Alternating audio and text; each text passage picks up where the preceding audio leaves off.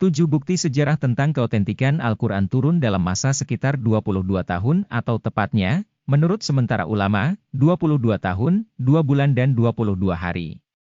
Abdul Asim Al-Zarqani dalam kitabnya berjudul Manahil Al-Irfan Ulum Al-Quran menyatakan ada beberapa faktor pendukung bagi pembuktian otentisitas Al-Quran. 1. Masyarakat Arab, yang hidup pada masa turunnya Al-Quran, adalah masyarakat yang tidak mengenal baca tulis.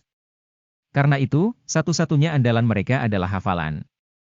Dalam hal hafalan, orang Arab bahkan sampai kini dikenal sangat kuat. 2. Masyarakat Arab, khususnya pada masa turunnya Al-Quran, dikenal sebagai masyarakat sederhana dan bersahaja. Kesederhanaan ini menjadikan mereka memiliki waktu luang yang cukup, di samping menambah ketajaman pikiran dan hafalan.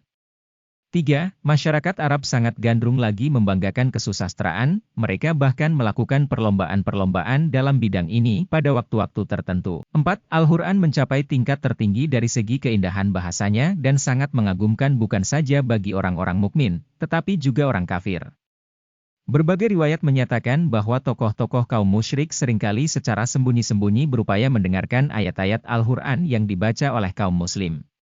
Kaum muslim, di samping mengagumi keindahan bahasa Al-Quran, juga mengagumi kandungannya, serta meyakini bahwa ayat-ayat Al-Quran adalah petunjuk kebahagiaan dunia dan akhirat. 5. Al-Quran, demikian pula Rasul Shallallahu Alaihi Wasallam menganjurkan umat Islam untuk lebih banyak membaca dan mempelajari Al-Quran dan anjuran tersebut mendapat sambutan hangat. 6. Ayat-ayat Al-Quran turun berdialog dengan mereka, mengomentari keadaan dan peristiwa-peristiwa yang mereka alami, bahkan menjawab pertanyaan-pertanyaan mereka.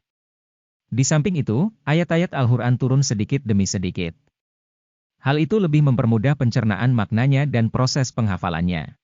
7. Di dalam Al-Quran, maupun di dalam hadits-hadits Nabi, terdapat dalil-dalil yang menganjurkan para sahabatnya untuk selalu teliti dan berhati-hati dalam menyampaikan berita, apalagi jika berita tersebut adalah sabda Allah atau sabda Nabi utusannya. Menurut Abdul Asim Al-Zarqani, faktor-faktor di atas mendukung retensi dan hafalan ayat-ayat Al-Quran. Itu sebabnya, banyak catatan sejarah menginformasikan bahwa ada ratusan sahabat Nabi Shallallahu Alaihi Wasallam yang hafal Al-Quran. Bahkan dalam perang Yamamah yang terjadi beberapa saat setelah wafatnya Nabi Shallallahu Alaihi Wasallam, tidak kurang dari 70 orang penghafal Al-Quran tewas, kata Abdul Asim Al-Zarqani. Meskipun Nabi Shallallahu Alaihi Wasallam dan para sahabat hafal ayat-ayat Al-Quran, namun guna menjamin terpeliharanya wahyu-wahyu ilahi itu, beliau tidak hanya mengandalkan hafalan, tetapi juga tulisan. Sejarah menginformasikan bahwa setiap ada ayat yang turun, Nabi Shallallahu Alaihi Wasallam lalu memanggil sahabat-sahabat yang dikenal pandai menulis, untuk menuliskan ayat-ayat yang baru saja diterimanya, sambil menyampaikan tempat dan urutan setiap ayat dalam surahnya. Ayat-ayat tersebut mereka tulis dalam pelepah kurma, batu, kulit-kulit atau tulang-tulang binatang. Beberapa sahabat juga menuliskan sendiri ayat-ayatnya, namun karena keterbatasan alat tulis dan kemampuan, tidak banyak yang melakukannya, selain kemungkinan tidak mencakup semua ayat Al-Quran.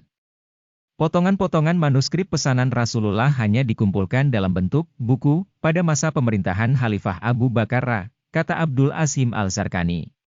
Dukung channel ini, akan update informasi edukasi pengembangan dan pengenalan diri dalam kehidupan semesta alam, atas petunjuk hidayah dan rahmatnya menuju kebahagiaan dan keselamatan dunia akhirat. Silahkan subscribers, like dan share.